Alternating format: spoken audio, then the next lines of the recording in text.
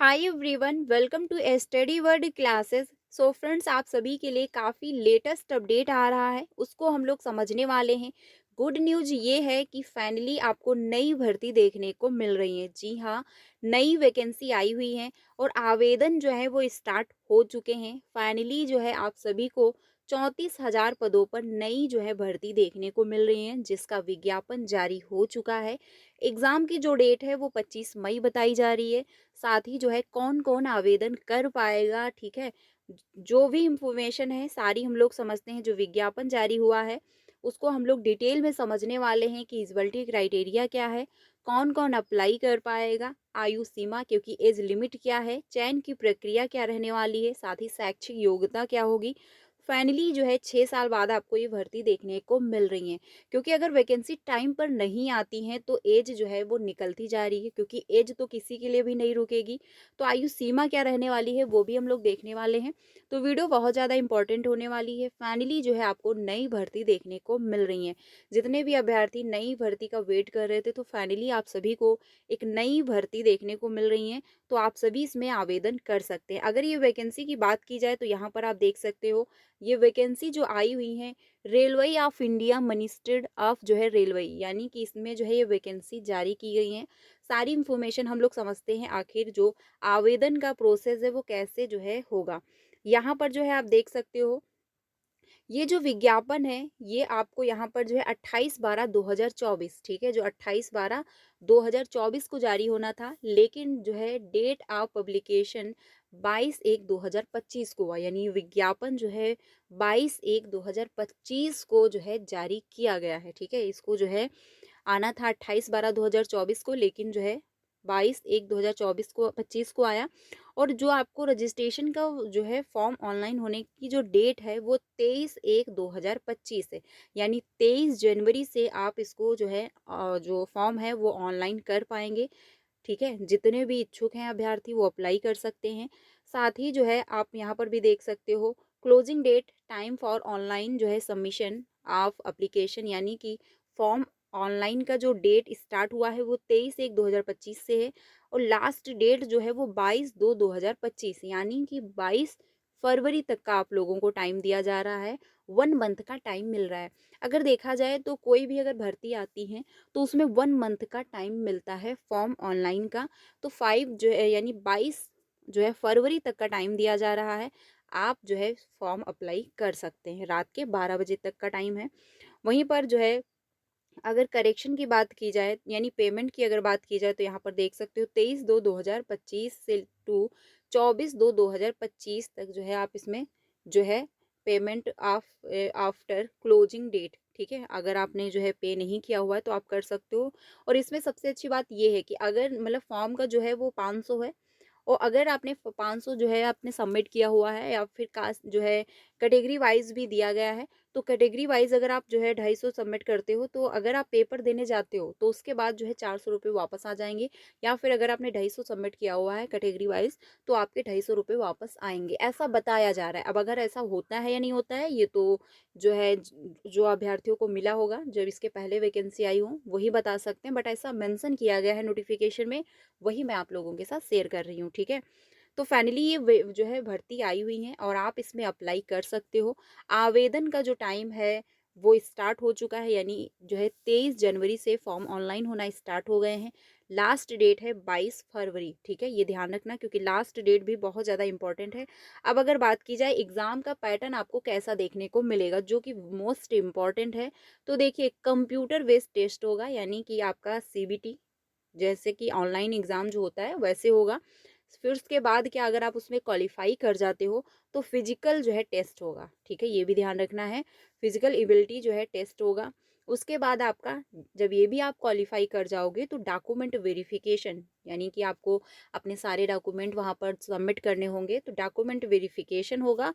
उसके बाद जो है मेडिकल जो है एग्जामिनेशन, यानी कि आपका जो है फिटनेस देखा जाएगा और फिर आपका सिलेक्शन हो जाएगा। तो ये प्रोसेस होगा, यानी 4 स्टेप आपको फॉलो करने होंगे। उसके बाद जो है आपका इसमें सिलेक्शन होगा। अब सबसे इम्पोर्टेंट है कि एज लिमिट क्या है। अगर एज लिमिट, क्योंकि एज लिमिट किसी भी एग्ज़ाम में बहुत ज़्यादा इंपॉर्टेंट है, तो इसमें जो है 18 से जितने भी अभ्यर्थी 36 साल के बीच के हैं वो अप्लाई कर सकते हैं, क्योंकि इसमें 18 से 36 साल के बीच की जो है एज लिमिट रखी गई है। एज लिमिट जो है वो 36 साल है, और 18 से जो है आप अगर 18 साल के हो या फिर 19, 20 किसी भी जो है साल के हो, आप इसमें अप्लाई कर सकते हो। लेकिन मैक्सिमम जो एज है वो 36 है, ठीक है? अगर 36 साल के अंदर ही हो तो आप अप्लाई कर सकते हो। तो अगर देखा जाए तो बहुत ही रेयर है, आज की डेट में कहीं पर भी वैकेंसी आपको देखने को नहीं मिल रही है। अगर यूपी की बात की जाए, अगर शिक्षक भर्ती की बात की जाए, तो आप जानते हैं 6 सालों से कोई भर्ती नहीं आई हुई है। अब इन 6 सालों में बहुत सारे ऐसे अभ्यर्थी होंगे जिन्होंने बीएड कर रखा होगा, जो है डीएलएड कर रखा होगा या अभी बीटीसी कर रखा होगा, और उनकी एज निकल चुकी होगी, क्योंकि सभी की तो एज जो है अंदर ही नहीं होगी, ठीक है? तो बहुत सारे ऐसे अभ्यर्थी हैं जो एज लिमिट क्राइटेरिया होगी उसको क्वालिफाई कर चुके होंगे, और अगर अब वैकेंसी आती है तो शायद वो उसमें अप्लाई ना कर पाएँ। तो इसमें देखा जाए अभ्यर्थियों की कोई भी गलती नहीं, क्योंकि वो तो अपना एग्ज़ाम दे रहे हैं, क्वालिफाई कर रहे हैं, डिग्री प्राप्त कर रहे हैं, इतनी मेहनत कर रहे हैं, और उसके बाद उनको जो है कोई वैकेंसी देखने को नहीं मिलती है। तो अगर समय के साथ वैकेंसी आती रहे तो हर एक अभ्यर्थी को मौका मिलेगा, जो है वो अप्लाई करेंगे, एग्ज़ाम देंगे, अगर वो क्वालिफ़ाई हो जाते हैं तो उनको सिलेक्शन होगा। बट 6 सालों से कोई भर्ती नहीं है, इन 6 सालों में बहुत सारे ऐसे अभ्यर्थी होंगे जो ओवर एज हो चुके होंगे, और अगर वैकेंसी अब आती है तो वो अप्लाई भी नहीं कर पाएँगे। तो अगर देखा जाए यूपी में शिक्षक भर्ती की तो कंडीशन बहुत ज़्यादा ख़राब है। लेकिन फाइनली अगर कोई भी वैकेंसी आ रही है किसी भी फील्ड में, और अगर आप जो है अप्लाई कर सकते हो, इजिबल हो, तो आप ज़रूर से अप्लाई करें, क्योंकि आज की डेट में जो है वैकेंसी का आना एक बहुत ही ज़्यादा, मतलब कहा जाए मुश्किल की बात है, क्योंकि बीपीएससी ही एक ऐसा एग्ज़ाम है, अगर बात की जाए शिक्षक भर्ती की, तो बिहार में ही आपको एक जो है अच्छी खासी वैकेंसी देखने को मिल रही है, जो कि टीआरई 1 आया, टीआरई 2 और टीआरई 3 का मैक्सिमम जो प्रोसेस है वो कंप्लीट है, और टीआरई 4 भी आपको बहुत जल्द देखने को मिलेगा। बाकी अगर कहीं अदर स्टेट की बात की जाए तो कहीं पर भी आपको नई शिक्षक भर्ती जो है देखने को नहीं मिल रही है। अगर बात छत्तीसगढ़ की जाए तो वहाँ पर कंडीशन बहुत ही ज़्यादा ख़राब है, क्योंकि जो है बीएड वाले अभ्यर्थियों को अब पीआरटी से बाहर कर दिया गया है, यानी उनका सिलेक्शन हुआ था, वो जॉब कर रहे थे, और उसके बाद अब उनको उठाकर बाहर कर दिया गया है, जिसका अब विरोध अभ्यर्थी कर रहे हैं। लेकिन देखिए वो विरोध नहीं कर रहे हैं, वो बस ये कह रहे हैं समायोजन, यानी वो समायोजन की मांग कर रहे हैं कि यानी उनको कहीं ना कहीं शिफ्ट कर दिया जाए, जो कि बहुत सही है, क्योंकि अभ्यर्थियों ने इतनी मेहनत की है, ठीक है? तब उन्होंने एक डिग्री प्राप्त की, उसके बाद उन्होंने मेहनत करके सिलेक्शन लिया है, तो अब सडनली आप उनको उठाकर बाहर कर रहे हो, तो ये कोई राइट नहीं बनता है, ठीक है? लेकिन फाइनली जो है उनको बाहर कर दिया गया है, वो अभ्यर्थी काफ़ी परेशान है और धरना प्रदर्शन भी कर रहे हैं, लेकिन कोई रिज़ल्ट नहीं निकल रहा है। तो फिलहाल के लिए आप सभी के सामने ये वैकेंसी हैं, आप अप्लाई कर सकते हो। बाकी अगर चैनल पे पहली बार आए हो तो प्लीज़ वीडियो को लाइक कर दीजिएगा और चैनल को भी सब्सक्राइब कर लीजिएगा, क्योंकि सीटेट की क्लासेस जो हैं वो कंटिन्यू हैं। अगर आप लोग सीटेट की प्रिपरेशन करना चाहते हो तो डेली 3 बजे और 5 बजे मेरे साथ ज्वाइन हो सकते हो, जहाँ पर हम लोग पेपर 1 एंड पेपर 2 दोनों की तैयारी कर रहे हैं।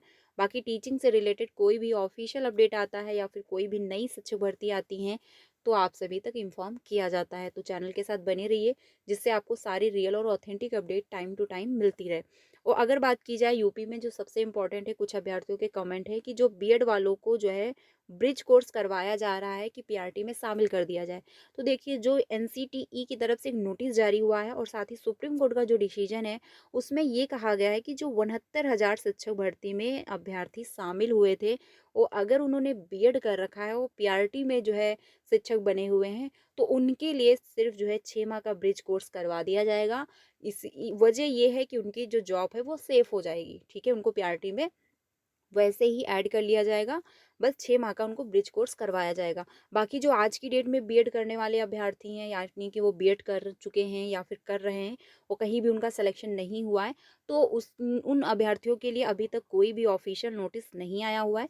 जैसे ही कोई ऑफ़िशियल नोटिस आएगा, आप सभी तक इन्फॉर्म ज़रूर किया जाएगा।